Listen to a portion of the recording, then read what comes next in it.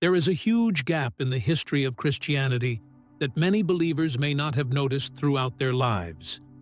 This gap covers almost 18 years in the life of the most significant character of the Christian faith, Jesus Christ.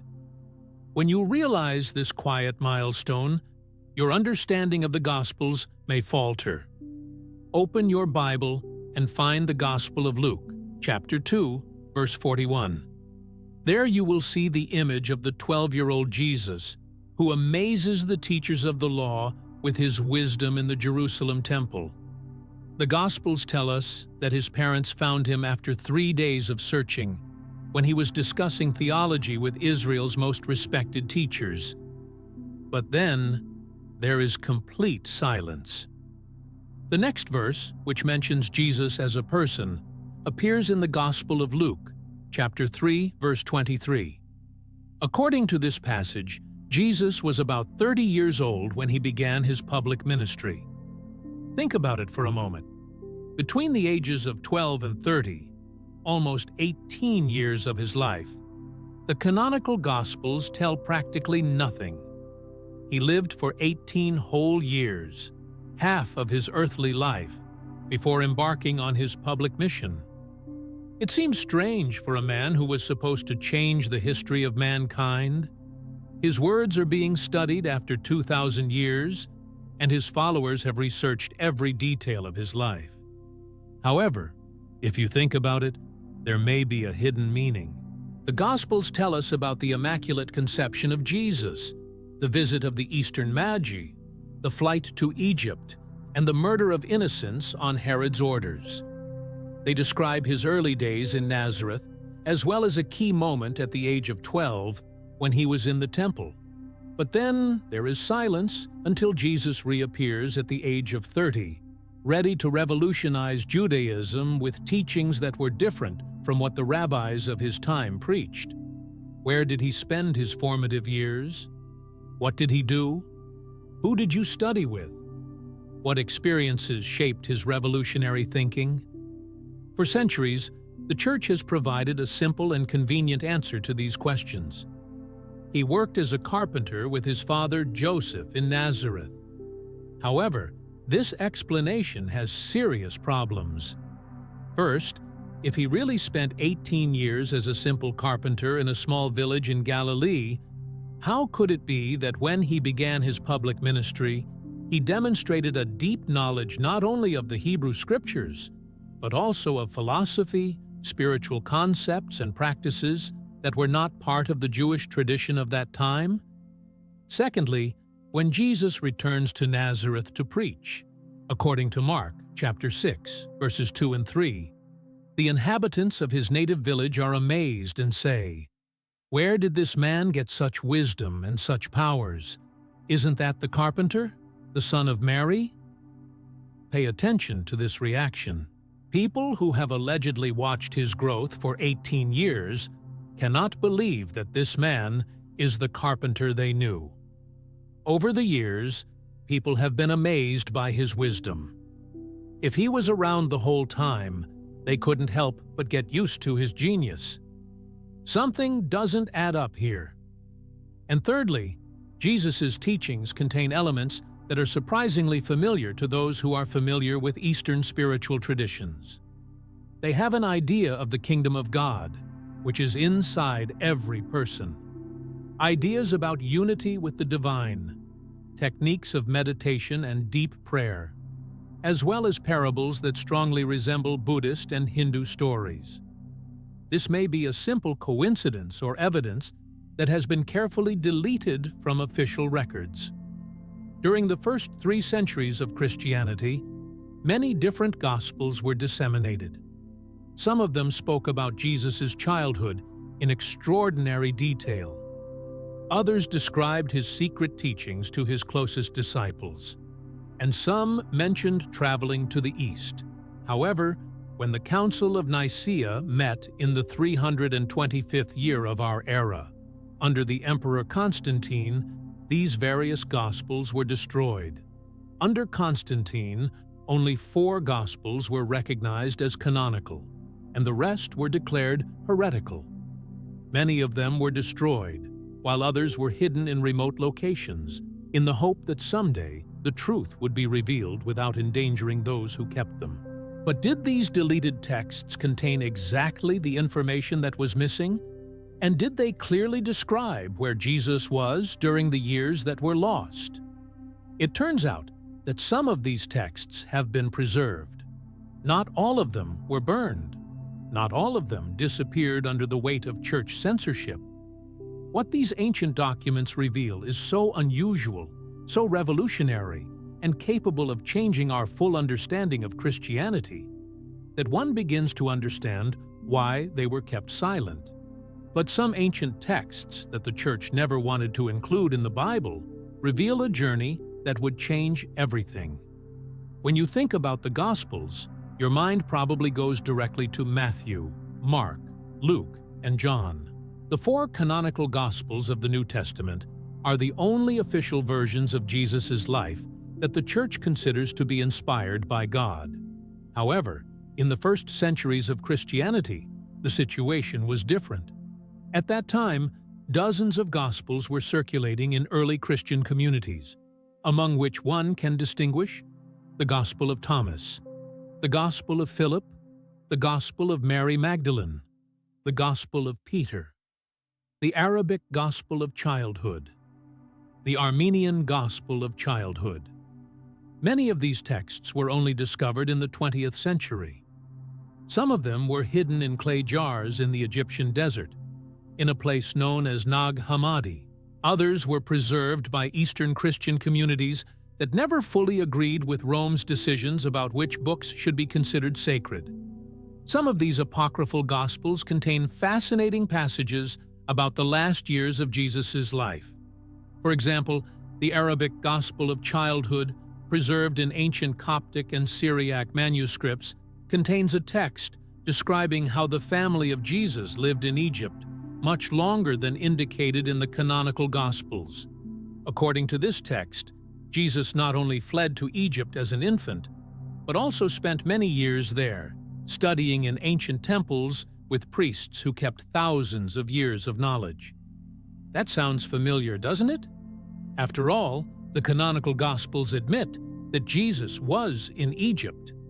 The Gospel of Matthew, chapter 2, confirms this, but we are never told how long he stayed there or what he did during that period. One of the most studied texts by modern scholars, the Gospel of Thomas, contains 114 sayings of Jesus. Many of these statements have direct parallels to what we find in the canonical Gospels, but others reveal a completely different view of the world, more mystical, more inner, more focused on personal spiritual knowledge than on following religious institutions. And there's something important about that. The teaching style in the Gospel of Thomas is reminiscent of Buddhist sutras and Hindu Upanishads, short but profound phrases designed to bring a sudden epiphany to the student. They do not provide long and detailed explanations, but rather contain seeds of wisdom that must germinate in the consciousness of the one who perceives them. Perhaps this is a coincidence or the result of a spiritual education that included familiarity with Eastern traditions, but the most amazing text of all is the Armenian Gospel from infancy, which few Christians have ever heard of. This document has been kept in Armenian monasteries for centuries and contains fragments describing how Jesus traveled east after his stay in Egypt, following ancient trade routes. According to the traditions preserved in this Gospel, Jesus did not immediately return to Nazareth after Herod's death. Instead, his family, or perhaps himself as he grew older, continued their journey to Persia, to the lands where the magicians who visited him at birth had their own temples and schools of wisdom. Now think about this. The canonical Gospels tell us that the Magi from the East came to worship Jesus at the time of his birth. This is mentioned in the Gospel of Matthew, chapter 2, verses 1 through 2. These Magi may have been Zoroastrian priests from Persia. They followed the star and brought gifts: gold, frankincense, and myrrh. But what happened next? The Gospels only say that they returned to their land by another route to escape Herod, and there is no further mention of them. However, according to traditions preserved in apocryphal texts and in Eastern Christian communities, these magi left information, maps, contacts, and invitations to Jesus' family to study in their temples when the boy grew up. And when Jesus grew up and felt called to his mission, he followed these instructions. He set off along the Silk Road, an ancient route connecting the Mediterranean Sea with India and China. This path has been used for centuries by merchants, pilgrims, and spiritual seekers. Egypt was the first destination of his journey. Egypt was just the first stop, the gateway to a real journey. From there, paths opened to the east, to Persia, where Zoroastrianism taught about the eternal struggle between light and darkness, as well as to India, where Buddhism and Hinduism explore the nature of consciousness and spiritual liberation. In these regions, enlightened teachers shared knowledge that completely changed the understanding of God, the human soul, and the purpose of existence. However, Egypt was only the first stop on a much longer journey to the heart of Asia. In 1887, the Russian monk Nikolai Notovich, known for his deep knowledge of Eastern religions, set out on a journey through the Ladakh region, which is located in northern India, near the border with Tibet. He was a journalist and researcher who devoted a lot of time to the study of Eastern spiritual traditions and their connections with other cultures of the world. During his journey, Notovich had an accident. He fell off his horse and broke his leg. He needed urgent treatment, and the locals took him to the Buddhist monastery of Kimis, one of the oldest and most respected in the region. Once in the monastery, Nicholas found himself in a desperate situation, completely dependent on the hospitality of the monks. While he was forced to stay in the monastery, Notovich began to communicate with the Supreme Lama. They talked about spirituality, the differences and similarities between Buddhism and Christianity.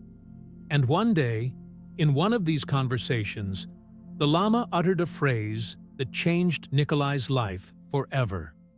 According to the ancient traditions preserved in this monastery, more than 1,800 years ago, this region was visited by a great spiritual teacher who came from the West, from the lands known as the Promised Land. A teacher came from Israel, whose name was Issa, which is a variant of the name Yeshua or Jesus. Notovich was in complete disarray. He learned that Buddhist monks kept records of Jesus, documents describing his stay in India. The Lama confirmed his words, saying that there are ancient manuscripts telling about Saint Issa, a prophet from Israel who studied in India and Tibet for many years before returning to his homeland to preach. Notovich begged for the opportunity to see these documents. At first, the Lama resisted, because these were sacred texts that had been preserved for centuries and were not intended for Western eyes. However, touched by the Russian's sincerity, he agreed. For several days, the Lama read excerpts from these manuscripts. Notovich was frantically taking notes, and what he heard startled him. According to the texts, Issa came to India when he was about 14 years old, traveling with merchants who followed the Silk Road. They became his mentors. In their company, Issa, that was his name, spent time talking with followers of Brahmins and Buddhists. He studied the Vedas, mastered Sanskrit, and comprehended the teachings of karma, reincarnation, and the nature of human suffering. In the texts he read, Issa condemned the caste system, defended the poor and oppressed, and asserted that all people are equal before God. These ideas led to enemies among the Brahmins from the upper castes, who forced him to leave some regions. However, Issa did not stop there. He continued his travels, visiting Nepal, where he visited Buddhist shrines. There he learned the teachings of compassion, detachment, and inner enlightenment. A few years later, some sources suggest that this lasted until the age of 29. Issa decided to return to his homeland. He returned to Israel, bringing with him a revolutionary synthesis of the Jewish tradition with the spiritual teachings of the East. When Notovich finally published his book, The Unknown Life of Jesus Christ, in 1894, it became a source of inspiration for many people. The reaction to his statement was intense. The Catholic Church and many Protestant denominations have accused him of fraud. They claimed that he had invented everything, had never been to the Chemis monastery, and that no manuscripts existed. Notovich continued to defend his story until his death. He gave specific details of his journey, named the people who accompanied him, and gave accurate descriptions of the monastery. And the most interesting thing was that he challenged any serious researcher to go to Chemis and see for himself. And here's the most amazing thing. When Western scientists finally began to seriously study these claims, they discovered that Notovich was right. The monastery existed exactly as he described it. The monks confirmed that they indeed have ancient manuscripts about a teacher named Issa. If you've ever wondered why this information was so carefully hidden, now you have the opportunity to find out the truth. Have you ever thought about the fact that the official story of Jesus does not correspond to reality? Perhaps you have heard about Nikolai Notovich and his discovery at the Chemis monastery? If so, tell me about it in the comments. I am glad that you know so much about those who seek the truth. Your experience can help others who are just beginning to realize these truths. However, this Russian researcher was not the only one who found this evidence. If the story of Nikolai Notovich had remained only an isolated case, if it had been only the testimony of one researcher, we might have perceived it as unusual or even as a possible deception. But that didn't happen. In the following years, other independent researchers traveled to the same region of the Himalayas, visited the Chemis monastery, talked to lamas, and found the same manuscripts that Notovich described. In 1921, an Indian yogi named Swami Abhedananda also visited Chemis monastery. Abhedananda, being a direct disciple of one of India's most revered spiritual teachers, Ramakrishna, decided to personally verify the correctness of Notovich's statements. He was not a typical Western adventurer looking for sensations, but rather a serious researcher of Eastern traditions. Abhedananda went to Ladakh with the specific purpose of finding the manuscripts about Issa. When he arrived at Chemis monastery, he was pleasantly surprised that the monks actually showed him the texts that Notovich had mentioned. In his testimony, which was later published in Bengali, Abhedananda described in detail his meeting with the monks and their words.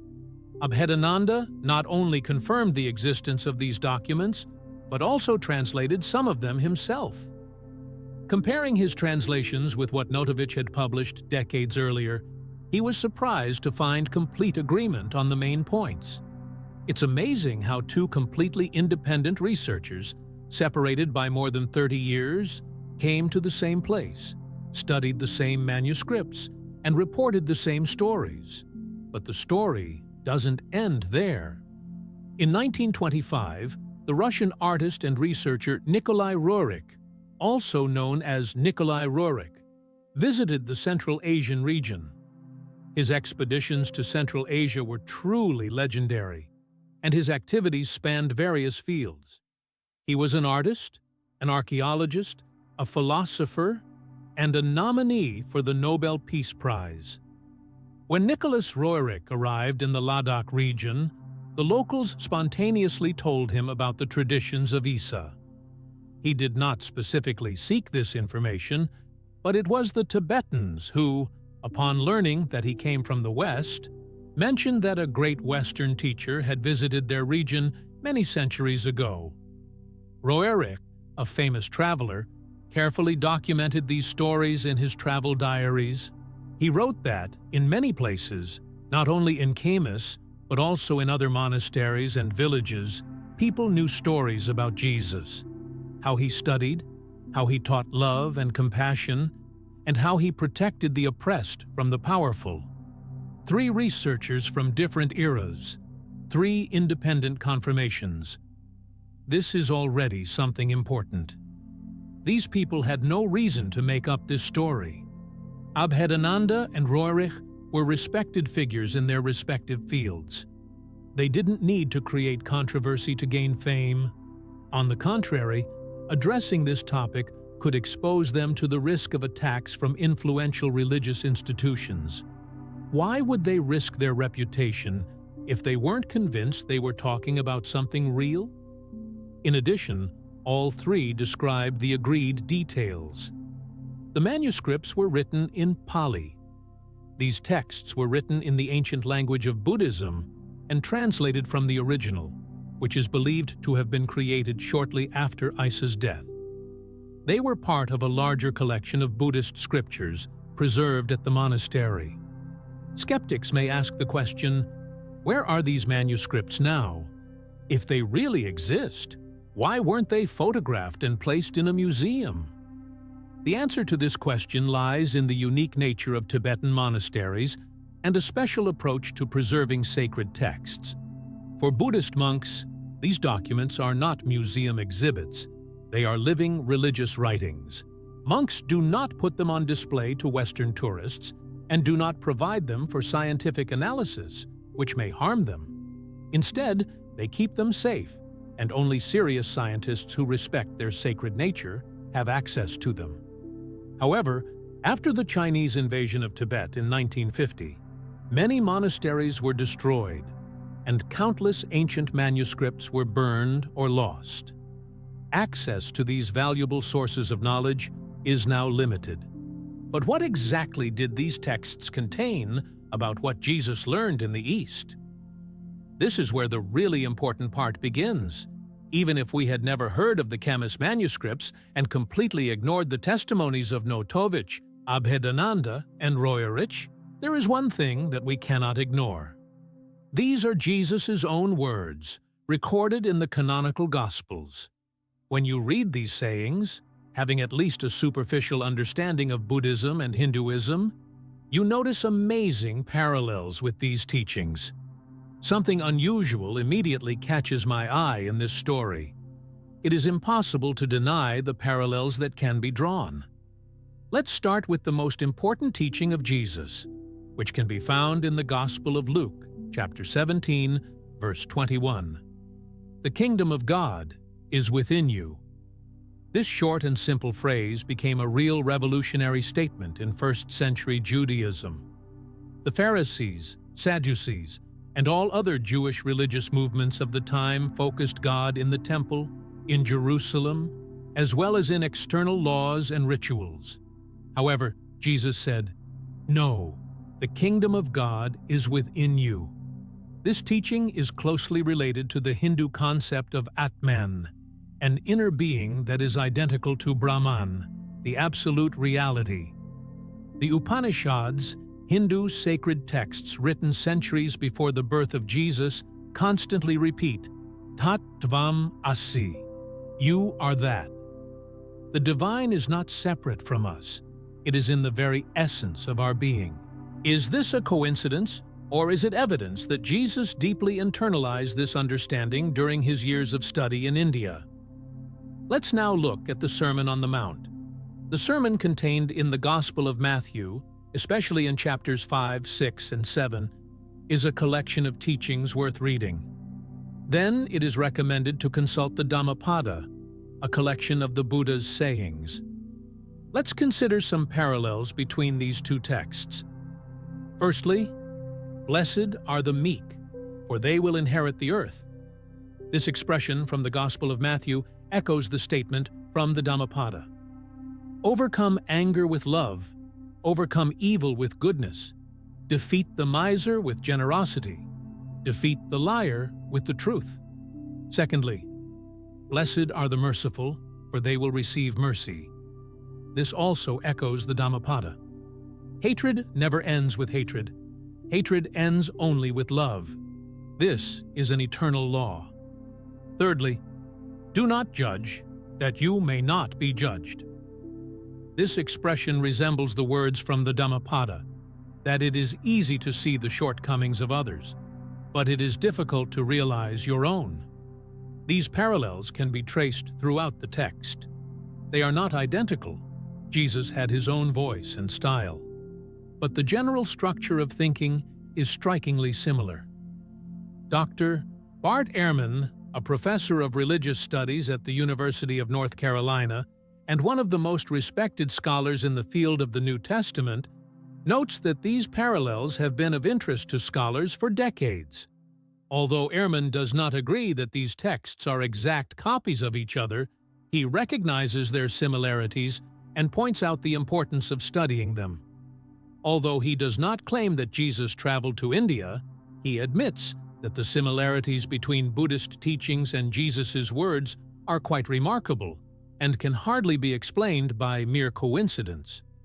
Dr. Elaine Pagels, a professor of religion at Princeton University and an expert on the Gnostic Gospels, has repeatedly noted that some of Jesus' teachings on inner knowledge surprisingly overlap with Eastern traditions. In her book, The Gnostic Gospels, she explores how early Christians perceived Jesus' words in a more mystical and oriental context before Christianity became the official religion in Rome. However, there is something else. Think about how Jesus taught. He used short parables and symbolic stories that were supposed to awaken a sudden understanding in the listeners.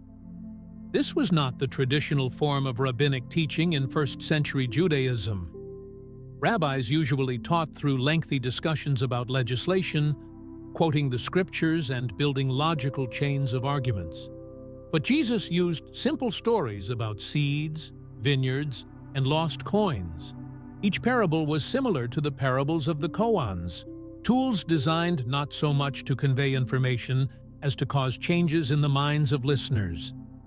When Jesus talked about prayer, his words described in Matthew chapter 6, verses 5 and 6, sounded suspiciously like meditation. He was saying, "When you pray, go into your room, close your door, and pray to your Father, who is in secret." This is not just a recommendation to retire, it is an instruction on inner contemplative practice, on finding silence and connecting with the divine in the deepest inner space. Buddhist and Hindu traditions have taught exactly this for centuries. The need to move away from external noise, enter the inner temple of consciousness, and find the presence of the Absolute there. Even the way Jesus spoke about material detachment strongly resembles the Buddhist teachings about detachment as a way to escape suffering. Do not lay up for yourselves treasures on earth, where moth and rust destroy, but lay up for yourselves treasures in heaven. You cannot serve God and wealth at the same time. The Buddha taught the same principle many centuries ago, stating that attachment to material possessions is one of the main causes of human suffering, and that liberation comes through detachment. If these truths have deeply touched your heart, I invite you to join our private club. Here you will find a brotherhood of seekers who, like you, disagree with the superficial truths. Become a member right now. However, there is physical evidence that the Church has not been able to explain. In the city of Srinagar, the capital of the Kashmir region in northern India, there is a place that few Western Christians know about, but which has been revered for centuries by Muslim communities and some Eastern Christian sects. This place is called the Rose Ball. According to local traditions that have been passed down from generation to generation, this is the grave of the great spiritual teacher known as Yus Asaf, the prophet who, according to historical sources, lived in the 11th century. According to ancient records, there lived in this region a man who came from the West and preached about love, compassion, and unity with God. His name was Yus Asaf, which in Semitic means Jesus the Gatherer, or Jesus the Gatherer. Before you completely dismiss this possibility, let me present you with documented facts that do not cause sensations, but at the same time respect both the Christian tradition and the historical evidence preserved in this region. According to Islamic traditions, which can be found in ancient Persian and Afghan texts, a prophet named Issa, the Arabic name for Jesus, did not die on the cross. Instead, he survived the crucifixion and traveled east in search of the lost tribes of Israel that had been scattered across Asia centuries earlier. These texts describe how Issa preached for decades in Persia and Afghanistan, and then arrived in Kashmir, where he lived until a very old age.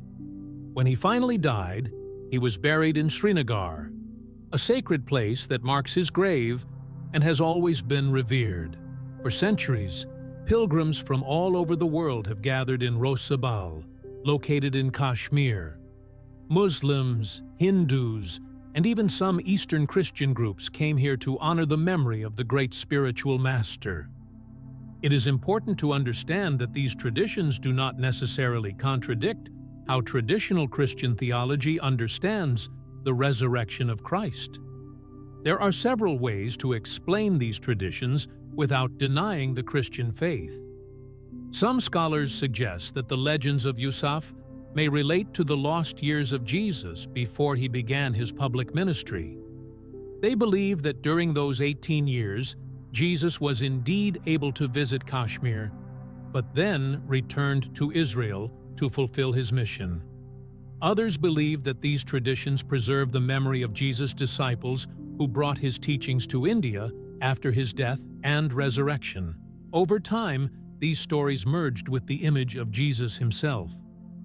One thing is for sure, there are very ancient traditions in this region.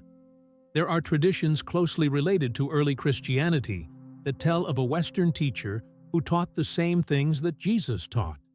Persian historical texts mention that Issa preached in the cities of Nisibis and Nasibain. The Islamic historian al-Shaykh al-Sa'id Sadiq wrote in the 10th century about the traditions according to which the tomb of Issa was located in Kashmir. And that's where the fun begins. When the researchers studied the structure of the tomb in Rosabal, they found that it was oriented from east to west, in accordance with the Jewish burial tradition. Muslim tombs, on the other hand, face from north to south towards Mecca. Inside the structure, there is a stone with carvings, which some experts interpreted as an image of the feet of the one who is buried there. And according to local traditions, there are traces of wounds on these feet, exactly where the nails from the crucifixion should have been. But is this the final proof? Of course not. Skeptics rightly point out that these traditions could have arisen centuries later, under the influence of legends that traveled along the Silk Road. They suggest that the interpretations of footprints could be the interpretations of people who wanted to see what they already believed in. All of this is possible, but here's what cannot be denied. For centuries, entire communities in Kashmir have maintained traditions about a Western spiritual master who taught concepts identical to those of Jesus. These traditions are so ingrained that they built a sacred place and preserved it for several generations. However, the connections between Jesus and Asia extend far beyond geographical boundaries. There is a secret that the Western Church has been carefully hiding for centuries. Christianity spread not only in Europe. In the first centuries after Jesus' death, Christian communities flourished in Asia with the same vigor as in Rome or Constantinople. And some of these communities claim to have a direct connection to the so-called lost years of Jesus. Let's start with the St. Thomas Christian community in India.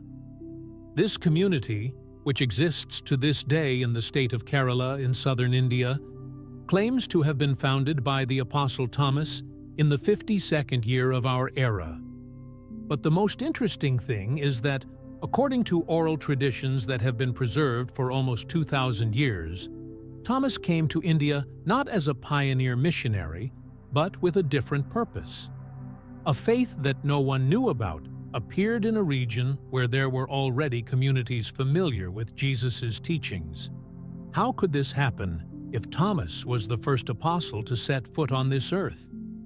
According to the tradition preserved by Christians who follow the teachings of St. Thomas, Jesus himself visited India in his lost years.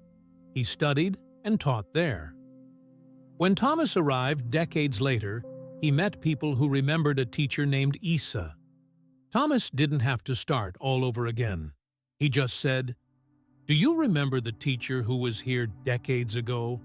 I was his student. Let me tell you the rest of your story." Historical documents confirm that Christian communities have existed in India since ancient times. Long before Christianity became the official religion of the Roman Empire, and long before the arrival of European missionaries in the 15th century. Traces of early Christian communities can be found not only in India, but all over the world. Christianity spread throughout Central Asia, Persia, and even China. Documents discovered in the Donghuang Cave in China indicate that Christianity reached China as early as the 7th century. However, local traditions suggest that Christianity was there much earlier. The famous Nestorian stele, a stone monument erected in China in the year 780, describes the spread of Christianity along the Silk Road, which occurred several centuries earlier. The text engraved on the stele speaks about the teachings of inner light, universal compassion, and unity with the divine, concepts that resound in both Buddhism and Christianity. This may be a coincidence or evidence that the original Christianity, before it became Romanized and Europeanized, had deep ties with Asian spiritual traditions. Think about it. When merchants traveled along the Silk Road, they not only carried silks and spices, but also spread ideas. They carried with them philosophy and stories about spiritual teachers who changed their lives. If Jesus had really traveled these routes in his lost years, he would have left behind communities that remembered his teachings. These communities would preserve these memories from generation to generation. This is exactly what we face when we do unbiased research. There are communities scattered throughout Asia that preserve ancient traditions that tell of a Western teacher who taught love, compassion, and unity with the divine. In Afghanistan, before the recent wars, there were traditions according to which Issa preached in the cities of Herat and Balkh. Ancient Persian texts mention a prophet from Nazareth who studied with Zoroastrian priests. Even in Japan, there is a village called Shingo, where the locals believe that Jesus did not die on the cross, but fled to Japan, lived there for many years, and was buried in this village. However, not all of these traditions can be literally true. Many of them are probably legends that arose as a result of the spread of stories about Jesus along the Silk Road and mixing with local traditions. But the general pattern is very revealing. Throughout Asia, we find preserved memories of a Western teacher. In the history of Western spiritual thought, there is a teacher whose teachings deeply echo Eastern philosophies. These truths that remain hidden cause anxiety in your heart. Where are you watching this video from? I am glad to learn that these truths are reaching thirsty souls all over the world. Please specify your country or city. Let's create a global network of truth seekers. But why has the Western Church never spoken about these Eastern communities? To understand why these traditions were systematically suppressed, we need to turn to one of the most important events in the history of Christianity. The Council of Nicaea, which took place in the year 325 AD. Up to this point, Christianity had been a diverse and chaotic movement, full of different interpretations of who Jesus was and what his teachings meant. There were dozens of Gospels, hundreds of texts that were considered sacred in different communities, and many ways to understand the nature of Christ. The Gnostics believed that Jesus came to impart secret inner knowledge. They taught secret inner knowledge. The Ebionites considered Jesus to be a human prophet, not an incarnation of God. The Marcionites completely rejected the Old Testament. The Nestorians had their own interpretation of the divine and human nature of Christ.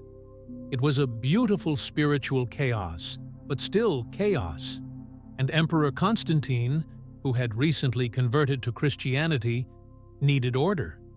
He needed a single religion that could preserve the unity of his empire. He needed a clear doctrine, official texts, and hierarchy. Therefore, he called bishops from all over the known world to a meeting in the city of Nicaea. For several months, they had intense and often fierce debates. As a result, decisions were made that changed Christianity forever. They determined which Gospels would be considered inspired by God and which would be rejected as heretical. The official doctrine of the Trinity was also established. They have created creeds that all Christians should read. They organized the church hierarchy and in the process systematically deleted any texts or traditions that did not correspond to their version of history.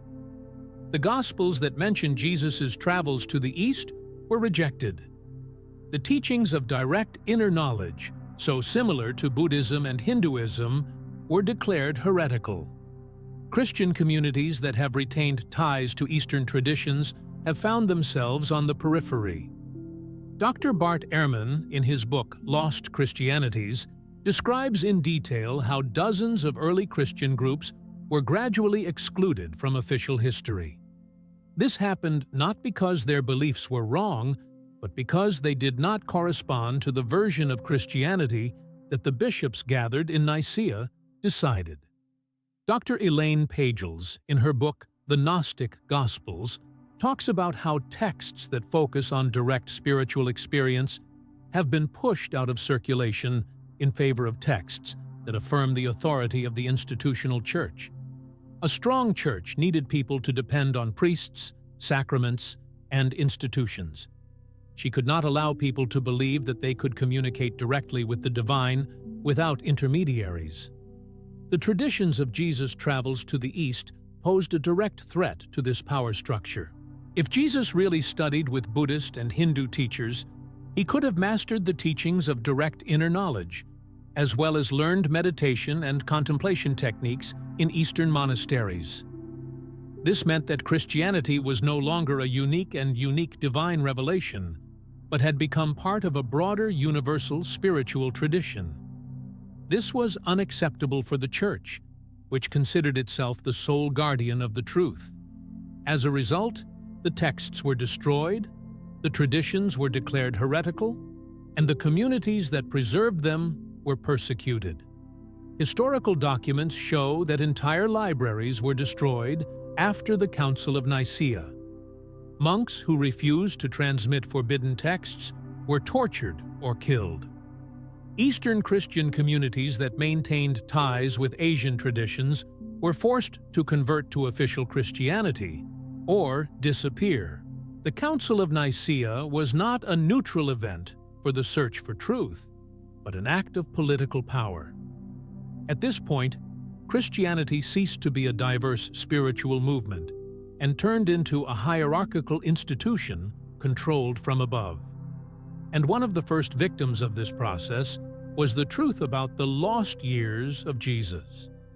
The bishops of Nicaea did not want Christians to know that Jesus had studied with Eastern teachers and to realize that their teachings had deep parallels with Buddhism and Hinduism. They did not want people to realize that the kingdom of God is really within everyone, and it does not require the mediation of the priesthood to achieve it. If people understood this, the church could lose its power, but you no longer need to carry this burden alone. However, some early Christian groups kept these texts secret. There were Christians who refused to accept the official version, rejected the decisions of the Council of Nicaea, and continued to preserve Jesus' original teachings on direct inner knowledge. We call them Gnostics, and for this, they were brutally persecuted. The word Gnostic comes from the Greek gnosis, which means knowledge, but not ordinary intellectual knowledge, but direct experience of the divine, inner enlightenment, and spiritual awakening. All this is what Buddhism calls nirvana and Hinduism, moksha.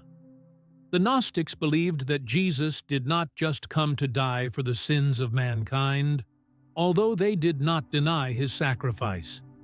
They believed that his main goal was to teach people the path to inner knowledge that frees them from suffering and illusions. When you read the Gnostic Gospels discovered in Nag Hammadi in 1945, you notice that their teachings are remarkably similar to the Eastern ones. For example, the Gospel of Thomas begins with the secret words that Jesus spoke during his lifetime, and Judas Thomas wrote down. The first saying of Jesus in this Gospel is, "Whoever finds the interpretation of these words will not taste death." This is not a promise of eternal life after death in heaven. This is the promise of enlightenment, overcoming identification with the mortal body. Awakening from the shackles of the mortal body and realizing the immortal nature of the true being is what the Buddha taught and what the Upanishads say. Saying number 3 in the Gospel of Thomas is particularly revealing. Jesus said, "If those who lead you say to you, 'See, the kingdom is in heaven,' then the birds of the air will get ahead of you. If they tell you, 'It's in the sea,' then the fish will get ahead of you. Rather, the kingdom is within you and outside of you." This is the doctrine of non-duality, of the fundamental unity of existence, of how the divine is not separate from the world or from you, but permeates everything. These are pure Vedanta philosophy, Mahayana Buddhism, and universal mysticism. How could a Jewish carpenter from a small village in Galilee teach such profound concepts of non-duality unless he received them from teachers who had been developing these ideas for centuries? The Gospel of Philip is another text that can be classified as Gnostic. It contains important teachings that true knowledge is much more valuable than blind faith. Faith only accepts, but knowledge gives.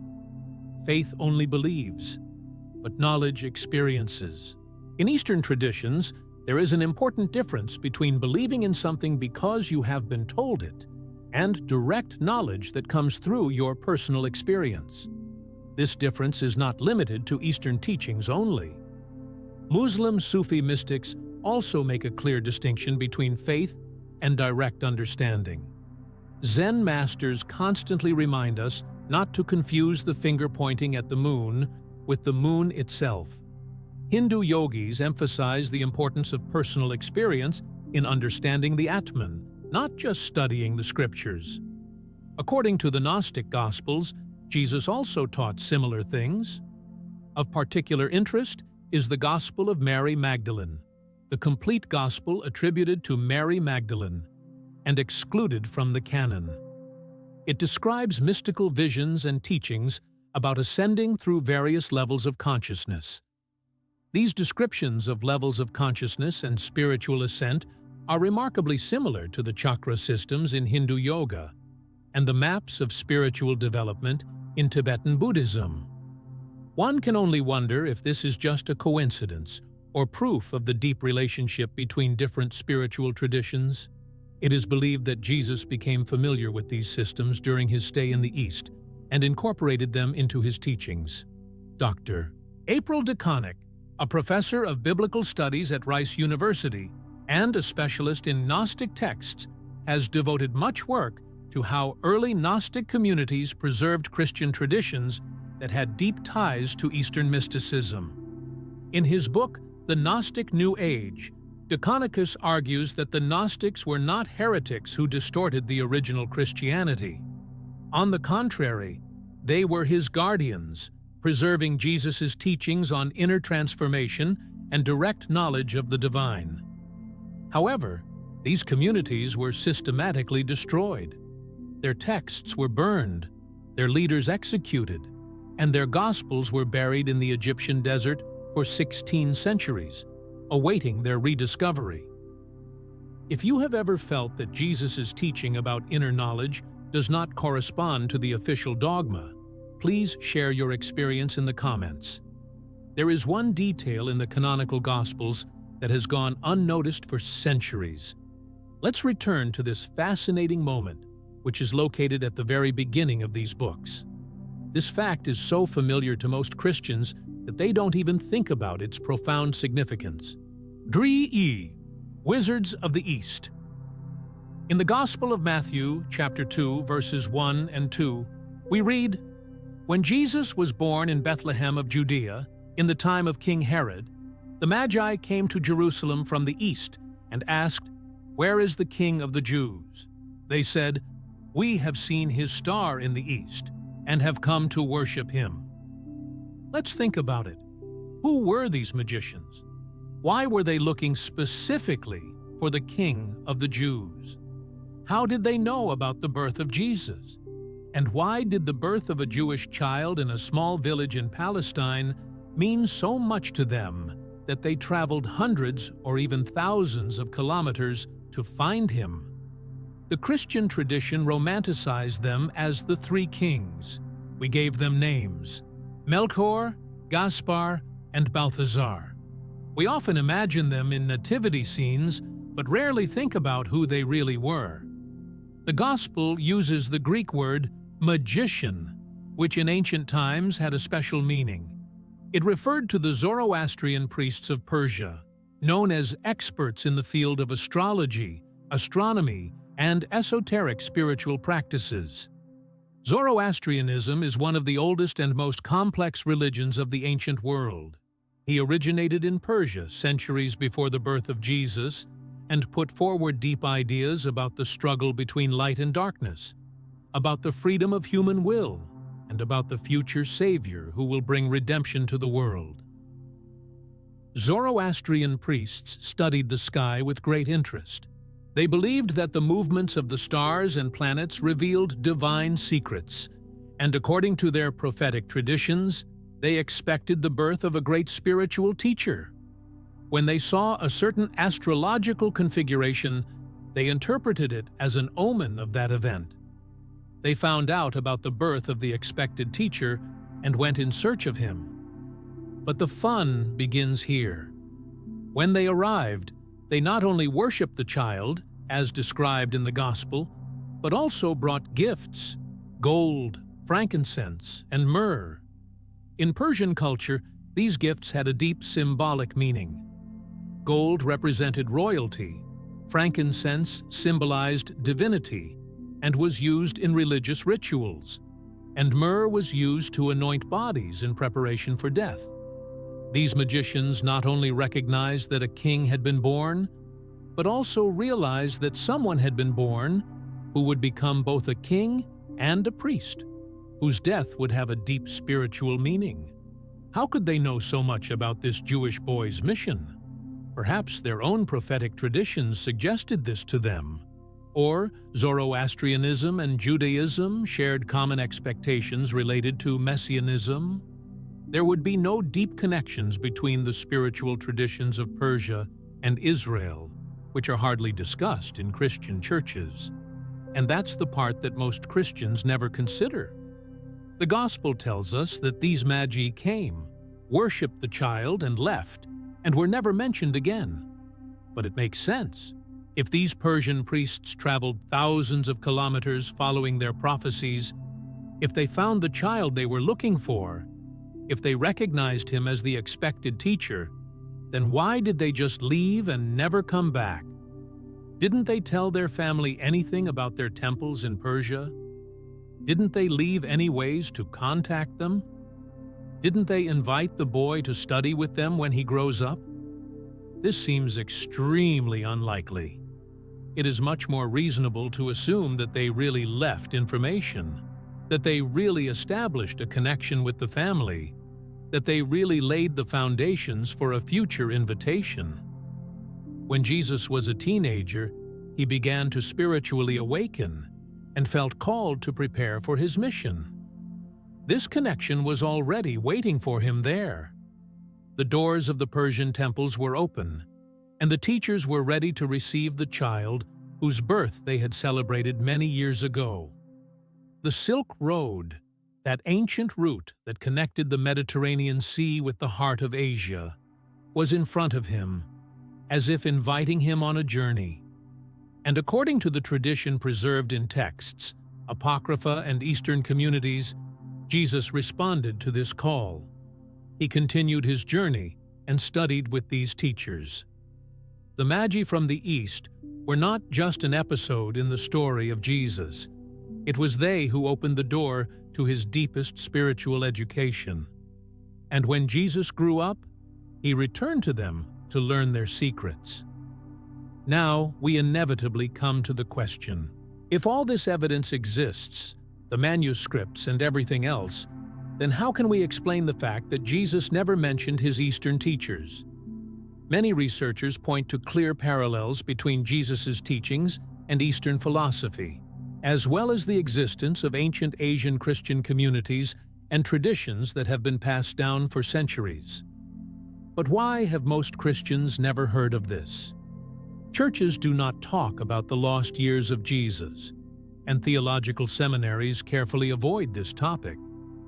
When someone talks about the possibility of Jesus traveling to India, it is immediately dismissed as a conspiracy theory. The answer lies in institutional power and doctrinal control. Established religious institutions, both the Catholic Church and many Protestant denominations, base their authority on a clear understanding of who Jesus was and what his teachings mean. This view requires that Jesus be unique, unprecedented, and completely separate from other spiritual traditions. Christianity is considered the only true divine revelation, surpassing all other religions. If we consider that Jesus studied with Buddhist and Hindu teachers and adapted their teachings for his preaching, then Christianity can be considered as part of a broader universal spiritual tradition. However, if this is the case, then the foundations of this exclusive power are becoming very shaky. People may wonder, why go to church if the kingdom of God is already inside me? They may wonder why they need intermediaries in the person of priests if they can communicate directly with the divine. And why should they believe that Christianity is the only truth if Jesus himself learned from other traditions? These issues pose a danger to institutions that seek to keep people in dependent relationships. That is why, when Nicholas Notovich published his book about the James manuscripts, he was fiercely criticized. He was accused not that his critics would personally verify his claims and find that he was lying, but that the idea itself threatened the official narrative. When serious scholars such as Dr. Elaine Pagels and Dr. Bart Ehrman publish research on the Gnostic Gospels and alternative Christian traditions, churches often ignore them or accuse them of being anti-Christians, even if they consider themselves believers. When Asian Christian communities talk about their ancient traditions related to the life of Jesus in their lands, they are often denounced as non-orthodox or as simple local folklore with no historical basis. However, it's not about evidence, it's about maintaining control over the narrative. Historical documents show that this information suppression has been going on for centuries. After the Council of Nicaea, any text that mentioned a connection between Jesus and Eastern traditions was declared heretical. In the Middle Ages, the Inquisition persecuted Christian mystical groups that taught about inner knowledge because these teachings threatened the authority of the church hierarchy.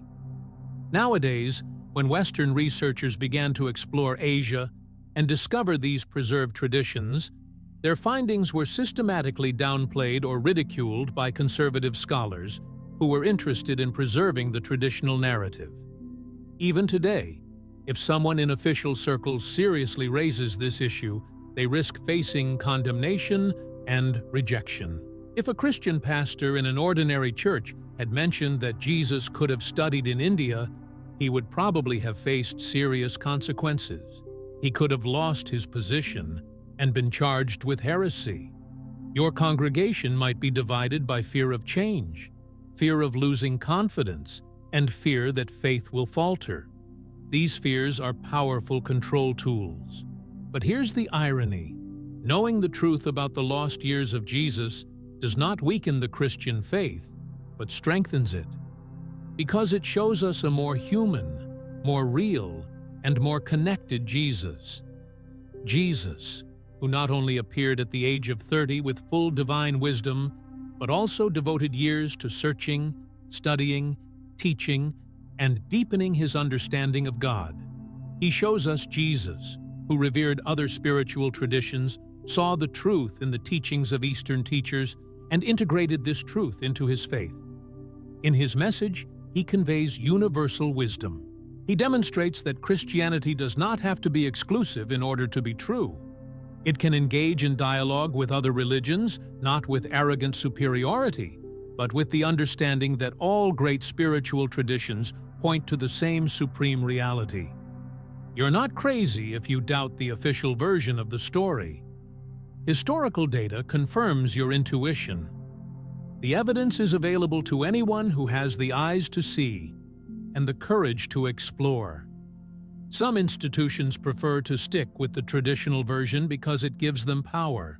However, the truth always finds ways to reveal itself, and in our age of global information, it is becoming increasingly difficult to hide these truths.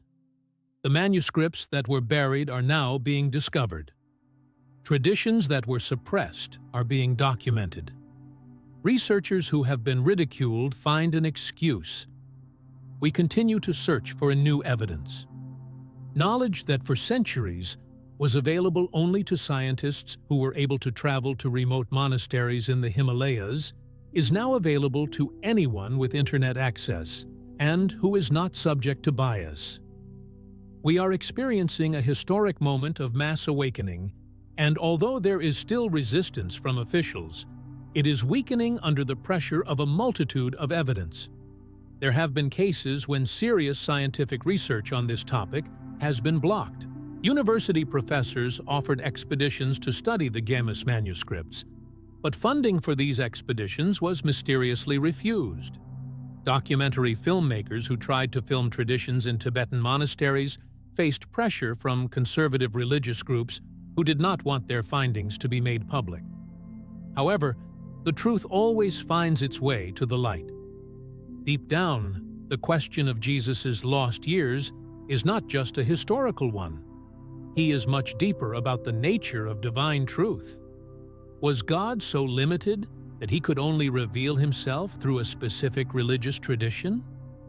Or is he so great that he has revealed himself to humanity through many traditions, teachers, and spiritual paths throughout history? Can Jesus be considered divine if he studied under human teachers? Or is it that his uniqueness lies in the fact that he readily recognized wisdom wherever he found it? Institutions don't like these questions because as soon as you ask them, your relationship with the divine becomes more direct and personal. They are no longer dependent on institutions that require your obedience. And this is probably the greatest spiritual freedom you can have.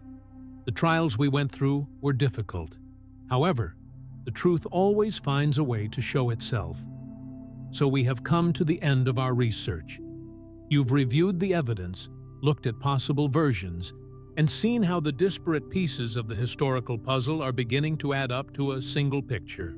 Now the most important question arises: what will you do with this knowledge? After all, this is not just historical information or academic curiosity about an unknown period of Jesus' life. It is a wake-up call, a reminder that the deepest spiritual truths have been hidden for centuries, waiting for this very moment when humanity will be ready to accept them without destroying itself in religious wars. We live in an amazing time. For the first time in history, people from all continents can instantly access the spiritual teachings of all world traditions. Geographical barriers have disappeared, and language restrictions have become less significant. With the development of translation technologies, the boundaries between religions are becoming more and more permeable. In this global context, it becomes impossible to ignore the interrelationships between spiritual traditions. When a sincere Christian reads the Buddhist Dhammapada, he realizes the spirit of the Sermon on the Mount. When a Buddhist turns to the Gospel of Thomas, he finds familiar concepts of inner enlightenment. When a Hindu hears Jesus say, "The kingdom of God is within you," he stands up, acknowledging the teaching of the Atman. This is not an accident, but a confirmation that the great spiritual teachers of mankind, Buddha, Krishna, Lao Tzu, and Jesus, all pointed to the same supreme truth. They used different languages and cultural contexts, but conveyed the same deep wisdom. Perhaps Jesus did travel to the East during his lost years. He may have studied with Buddhist and Hindu teachers. If he really integrated these teachings into his message, then he himself is showing us the way. He reveals to us that spiritual truth is not limited by religious boundaries, and that God is too great to fit into one book, one tradition, or one institution. He demonstrates that the search for wisdom from many sources does not mean betrayal of faith, but, on the contrary, helps to strengthen it. Your role in this global awakening is significant. Every time you share this knowledge with someone, you are helping that person break free from the shackles of limiting dogma. When you question official narratives that do not match your deepest spiritual intuition, you are exercising your divine right to seek the truth directly. By recognizing wisdom in traditions other than yours, you are building bridges, not walls. You are contributing to a future in which religions do not compete, but cooperate in raising the level of human consciousness. This knowledge about the lost years of Jesus is not just a curious historical fact, but a powerful key to a deeper understanding of spirituality. Ancient stories, such as the story of Jesus, have deep meaning in our time. If Jesus was able to combine the Jewish tradition with Eastern philosophy 2,000 years ago, then today you can integrate diverse sources of wisdom into your spiritual path. If Jesus was willing to travel thousands of miles in search of teachers who could deepen his understanding of God, then you can also be a tireless seeker of truth, not agreeing with the superficial answers that are offered to you. Jesus was able to challenge the religious institutions of his time through revolutionary teachings about the inner kingdom. You can also question the structures that limit your spiritual growth. There are millions of us, and we are awakening to these truths, which have been preserved in every country, in every culture, and in every religious tradition. There are people who feel the same calling as you do, a call to go beyond religious labels and find their own path to truth, to direct spiritual experience, to realize the deep unity of all true mystical traditions, to live in harmony with the inner kingdom, which, as Jesus said, is inside each of us. When enough people realize this truth, when their hearts are opened to a broader understanding, the old religious schisms will collapse without support. We don't have to destroy them, we just have to surpass them. This knowledge is not only about your soul and spiritual freedom, but also about the spiritual heritage of all mankind. It's about reconnecting with eternal wisdom, which has been fragmented and distorted by centuries of religious conflict. Jesus' journey to Asia was not forgotten. It was preserved by religious communities in remote monasteries, in oral traditions, in hidden texts that were waiting in the wings to appear. And that hour has come. Subscribe to our channel and activate the bell to make sure you don't miss any new videos. We will continue to reveal the truths that have remained hidden for centuries. Thank you for watching this video to the end. Thank you for your courage to openly express your thoughts and feelings, and for your dedication to the truth. I look forward to seeing you in the next video, where we will continue our journey towards a collective awakening that will change the world. Jesus' journey to Asia has not been forgotten. It has been preserved for this great moment of global awakening. The truth will always find its way to the light, and you are a part of that light. See you soon, seeker of truth.